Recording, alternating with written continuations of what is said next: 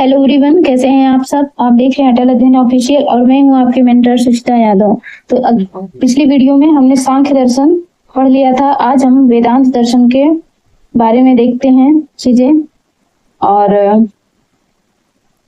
हम सिर्फ उतना पढ़ रहे हैं जितना सिलेबस में वेदांत दर्शन दिया है, लेकिन हम अपना दायरा पीवाईक्यू से निर्धारित करते हैं। पीवाईक्यू में जितना मतलब डीप पूछा जा रहा है, जैसे क्वेश्चन पूछे जा रहे हैं उसी के अकॉर्डिंग ये चीजें मैंने तैयार की हैं और हमें बस उतना ही पढ़ना है। वैसे तो वेदांत दर्शन पे पूरी एक एक बुक लिखी गई है, लेकिन हमें सिर्फ एकदम चीजों को संक्षिप्त रूप में उतना पढ़ना है कि हम कम समय में अपने ज्यादा से ज्यादा प्रश्नों को सही कर सकें।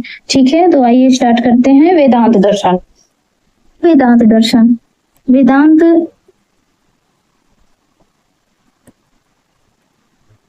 वेदांत पहले शब्द के बारे में जानते हैं। वेदांत से क्या तात्पर्य होता है? वेदांत से का तात्पर्य वेद के अंतिम भाग से है।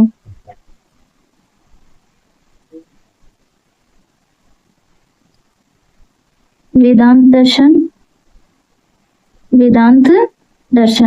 तो वेदांत से क्या तात्पर्य होता है? तो वेदांत से का तात्पर्य होता है वेद के अंतिम भाग से। ठीक है,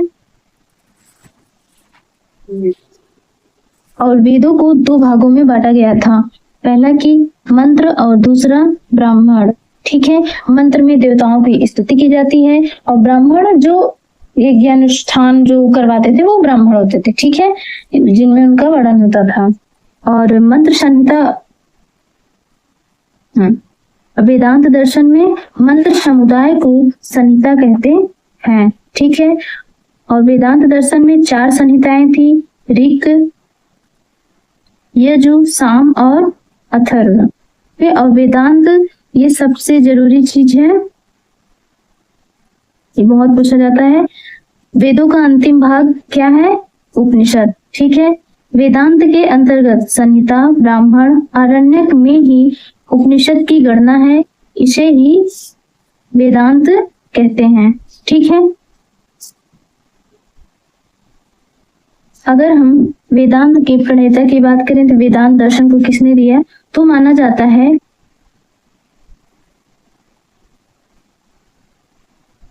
प्रणेता शंकराचार्य।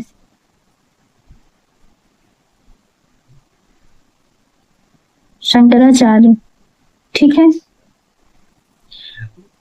लेकिन उससे पहले बादरायण के सूत्र को भिक्षु सूत्र, शारीरिक सूत्र, ब्रह्म सूत्र, वेदांत दर्शन में दार्शनिक थे बादरायण, और इनके सूत्रों को भिक्षु सूत्र, शारीरिक सूत्र, ब्रह्म सूत्र भी कहा जाता था। ये ब्रह्म सूत्र था, ब्रह्म सूत्र बहुत इंपॉर्टेंट है। ठीक है, इसका प्रथम अध्याय जो था उसे समन्वय अध्याय कहा गया, जिसमें 4 सूत्र बताए गए हैं। कौन कौन से? अथा तो ब्रह्म जिज्ञासा, जन्मादश्यतः, शास्त्रो योनित्वाद और तंतु शमन व्याद। ये इतना इंपॉर्टेंट नहीं है कि हम इसके अर्थ को जाने, लेकिन हाँ, इन चारों का नाम याद रखना है। अथा तो ब्रह्म जिज्ञासा, जन्मादश्यता, शास्त्र योनित्वाद, तंतु शमन व्याद। ठीक है,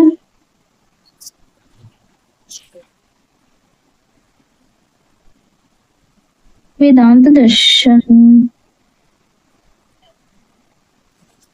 दर्शन में माना गया है कि ब्रह्मांड ब्रह्म द्वारा निर्मित है। वेदांत दर्शन में ब्रह्म की सत्ता को स्वीकार किया गया है, वस्तु जगत को असत्य माना गया है और इसका अंतिम उद्देश्य मोक्ष प्राप्ति है। ठीक है, और वेदांत दर्शन में जन शिक्षा थी। वेदांत दर्शन में जन शिक्षा को महत्व दिया गया था और उसके लिए भारत के उत्तर, दक्षिण, पश्चिम चारों दिशाओं में मठों की स्थापना की गई थी, जिससे कि वेदों के ज्ञान को फैलाया जा सके। इन मठों की स्थापना किसने की थी? शंकराचार्य ने की थी। इन मठों की स्थापना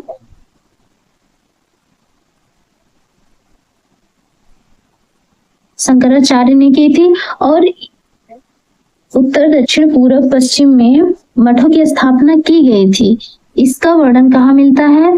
मठानमाय नामक ग्रंथ में मिलता है। तो हम देखते हैं उत्तर पश्चिम चारों दिशाओं में ये जो मठ स्थापित किए गए थे वो कौन कौन से थे। ठीक है, तो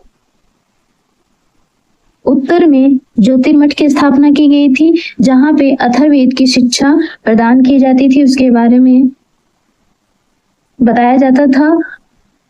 और वहां का महावाक्य आत्मात्मा ब्रह्मम था, और जो कि इसका वर्णन मांडुक्य उपनिषद में मिलता है। और पूरब की तरफ गोवर्धन मठ की स्थापना की गई थी, और वहां पे ऋग्वेद की शिक्षा प्रदान की जाती थी। उसका महावाक्य प्रज्ञानम ब्रह्म था, जो कि ऐतरेय उपनिषद में इसका वर्णन मिलता है। ठीक है, और प्रज्ञानम ब्रह्म का अर्थ क्या होता है? ब्रह्म ज्ञान स्वरूप है, ब्रह्म ज्ञान स्वरूप है। ठीक है, और अय आत्मा ब्रह्म का क्या अर्थ होता है? यह आत्मा ब्रह्म है, यह आत्मा ब्रह्म है। और दक्षिण में श्रृंगेरी मठ की स्थापना की गई थी, जहां पे यजुर्वेद की शिक्षा प्रदान की जाती थी, और उसका जो महावाक्य था वो था अहम ब्रह्मास्मि। और अहम ब्रह्मास्मि इसका वर्णन बृहदारण्यक नामक उपनिषद में मिलता है। ठीक है, ग्रंथ में। और अहम ब्रह्मास्मि का अर्थ होता है मैं ब्रह्म हूँ। और पश्चिम की तरफ शारदा मठ की स्थापना की गई थी, जहाँ पे सामवेद की शिक्षा प्रदान की जाती थी।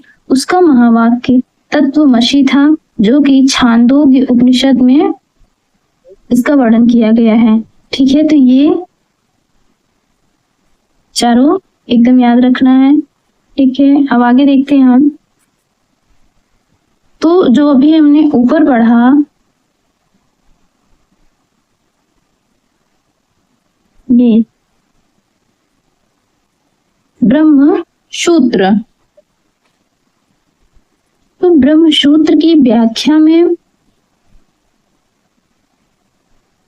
जो हमने ऊपर पढ़ा ये ब्रह्म सूत्र, और ब्रह्म सूत्र की व्याख्या में वेदांत की अनेक उपशाखाओं का विकास हुआ था। किसमें? ब्रह्म सूत्र में। ठीक है, तो अब हम वेदांत दर्शन में जिन कई शाखाओं का विकास हुआ था उनके बारे में देखते हैं। तो 9वीं सदी में अद्वैतवाद आया था, जिसके प्रवर्तक शंकराचार्य थे। 12वीं सदी में विशिष्टाद्वैतवाद आया उसके बाद, जिसके प्रवर्तक रामानुजाचार्य थे। 13वीं सदी में द्वैतवाद आया, जिसके प्रवर्तक माधवाचार्य थे। ये भी 13वीं सदी में द्वैतवाद भी आया था, जिसके प्रवर्तक निम्बकाचार्य थे। और 13वीं सदी में ही शैव विशिष्टाद्वैतवाद आया था, जिसके प्रवर्तक श्रीकंठ थे। वीर शैव विशिष्टाद्वैतवाद आया था 14वीं सदी में। 14वीं सदी में इसके प्रवर्तक श्रीपति थे। और 16वीं सदी में शुद्धाद्वैतवाद आया था, इसके प्रवर्तक श्री वल्लभाचार्य थे। लेकिन इसमें सबसे इंपॉर्टेंट ये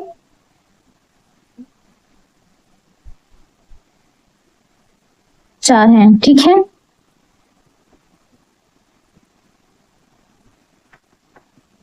ओके। अब हम वेदांत साहित्य की बात करें तो गीता, उपनिषद, ब्रह्मसूत्र, ये 3 ग्रंथ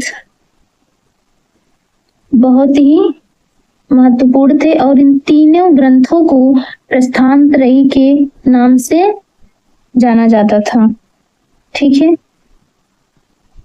तीनों ग्रंथों को प्रस्थानत्रयी के नाम से जाना जाता था। वेदांत का चरम अवसान वसुधैव कुटुंबकम में है, ऐसा माना जाता था। अगर हम वेदांत दर्शन में अनुशासन की बात करें, जो बहुत इंपॉर्टेंट है, तो इसमें 4 अवस्थाएं बताई गई थी। क्षिप्त अवस्था में क्या होता है कि व्यक्ति के अपनी ज्ञान इंद्रियों पर नियंत्रण नहीं होता है। विक्षिप्त अवस्था में क्या होता है कि ज्ञान इंद्रियों पर थोड़ा बहुत कंट्रोल होने लगता है। और मुदावस्था में मनुष्य इस लेवल पे आ जाता है कि वो एकाग्रता उसमें आने लगती है, या एकाग्रता प्रारंभ हो जाती है। और चौथी अवस्था है एकाग्रता, तब आती है, ये एकदम चरम पर आती है, और ये सबसे उच्च अवस्था है।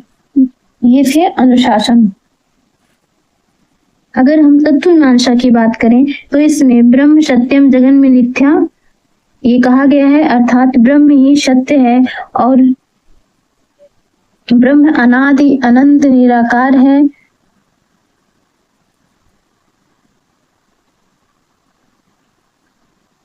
और कहा गया है ब्रह्म अपने में सर्वशक्तिमान, सर्वज्ञाता और पूर्ण है। ठीक है। और ज्ञान मीमांसा में ब्रह्म के लिए ज्ञान, इसमें कहा गया है कि जो ज्ञान प्रदान किया जाएगा वो ब्रह्म के ज्ञान को प्राप्त करने के लिए किया जाएगा। और किस माध्यम से किया जाएगा? तो श्रवण, मनन और निधिध्यासन विधि से ब्रह्म को प्राप्त किया जा सकता है, ऐसा बताया गया था। आचार मीमांसा में वेदांत दर्शन में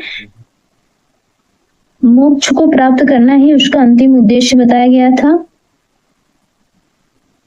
और इसे मुक्ति भी कहते हैं, मुक्ति। और अगर इसकी बात है, इसमें बताया गया था कि ये दो थी, एक जीवन मुक्ति, पेन नहीं चल रही है, एक जीवन मुक्ति और दूसरी विदेह मुक्ति। ठीक है।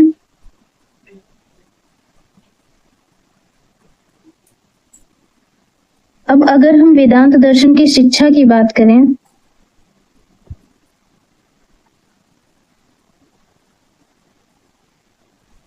तो वेदांत की जो मतलब एकदम केंद्र की जो समस्या थी वो ब्रह्म की धारणा ही है और इसमें ब्रह्म के अन्वेषण पर ही बल दिया जाता था।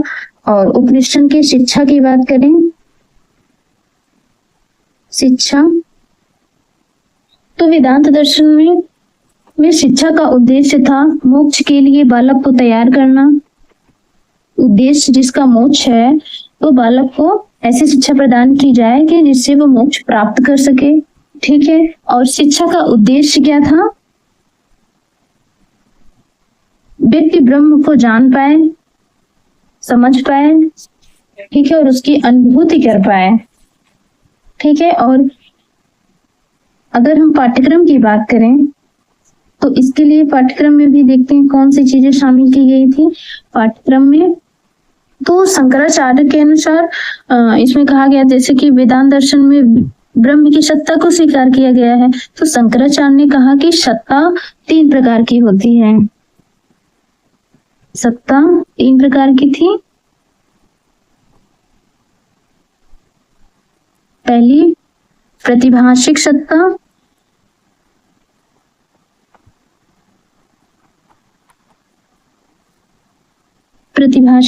दूसरी व्यवहारिक सत्ता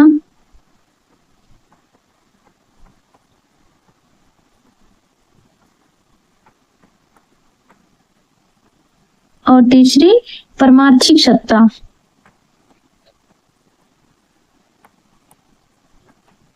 तो शंकराचार्य ने इन 3 सत्ता के बारे में बताया। तो अब हम देखते हैं प्रतिभाषिक सत्ता क्या थी। इसका तात्पर्य उस सत्ता से था जो सत्य प्रतिभाषित हो।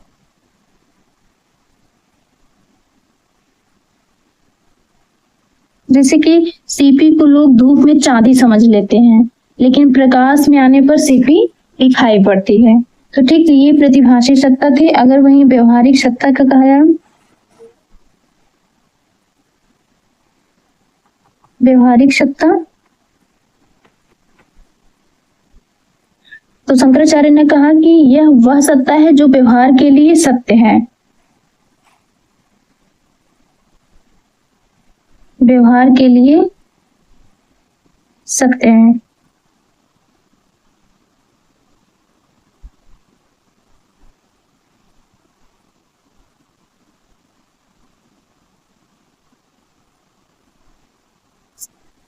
और परमार्थिक सत्ता की बात करें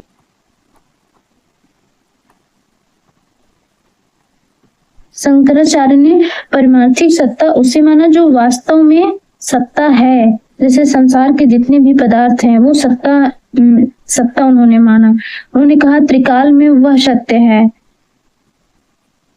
उन्होंने कहा कि सत्ता बाधित नहीं होती है। परमार्थिक सत्ता को उन्होंने केवल ब्रह्म की सत्ता माना। ठीक है। ब्रह्म की। तो ये चीजें थी पाठ्यक्रम में। अगर हम शिक्षण विधि की बात करें,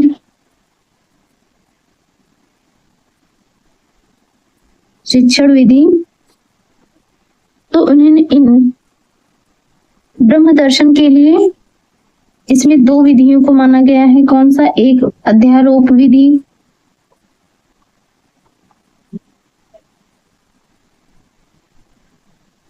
अध्यारोप विधि, और दूसरी अपवाद विधि।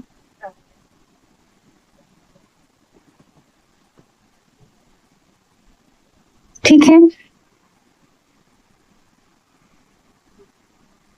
अध्यारोप विधि में वस्तु और अवस्तु जो होती है वो अपेक्षित होती है। रस्सी में सांप, जैसे अगर हम रस्सी को सांप समझ लेते हैं, बट रस्सी वस्तु है और सांप अवस्तु है, यानी कि वस्तु में अवस्तु ऐसा हम समझ लेते हैं, होता वस्तु है लेकिन हम उसे अवस्तु मान लेते हैं, तो ये आरोप विधि के अंतर्गत जाएगा। इस प्रकार कहा गया है कि ब्रह्म में जगत का अध्यारोप हो जाता है, तो ब्रह्म वस्तु है और जगत अवस्तु है।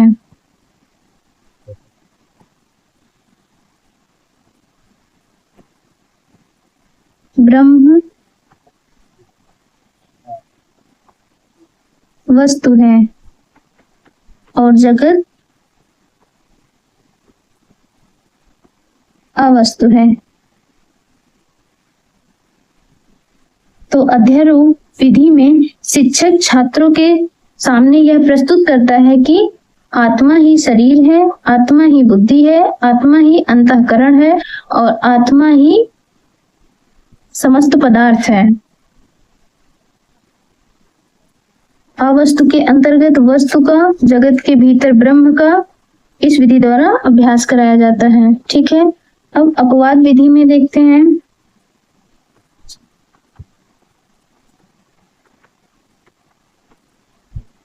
इस विधि में तर्कों का प्रयोग होता है। तर्कों का, तर्क के आधार पर ही चीजों को सिद्ध किया जाता है कि आत्मा शरीर नहीं है, ना मन है, ना बुद्धि है, ना अन्य कुछ है, ना कुछ भी है। ठीक है। आत्मा, इन सब शिक्षक अध्यारोप विधि और अपवाद विधि, इन दोनों को मिलाकर ही अपने शिष्य को ज्ञान देता है। और इन शिक्षण विधियों के अगर हम एक दृष्टि डालें तो इससे तीन विधियां निकलकर सामने आती हैं। कौन सी? ज्ञान केंद्रित विधि,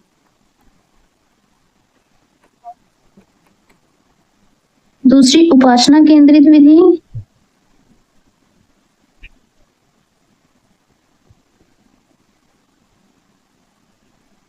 और तीसरी क्रिया केंद्रित विधि। ठीक है। इन तीन विधियों के माध्यम से शिक्षा प्रदान की जाती है। और अगर हम देखें कि शिक्षक, तो वेदांत दर्शन में भाई शिक्षक ऐसा होना चाहिए जिसे ब्रह्म का ज्ञान हो। शिक्षक को महत्वपूर्ण माना गया है।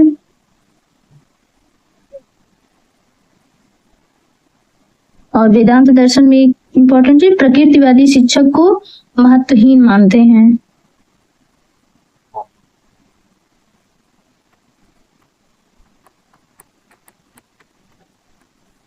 प्रकृतिवादी शिक्षक महत्वहीन। ठीक है। तो अब इससे ज्यादा वेदांत दर्शन में मुझे नहीं लगता कि और कुछ प्रश्न आपके फंस सकते हैं। तो ठीक है, अब हम अगली वीडियो में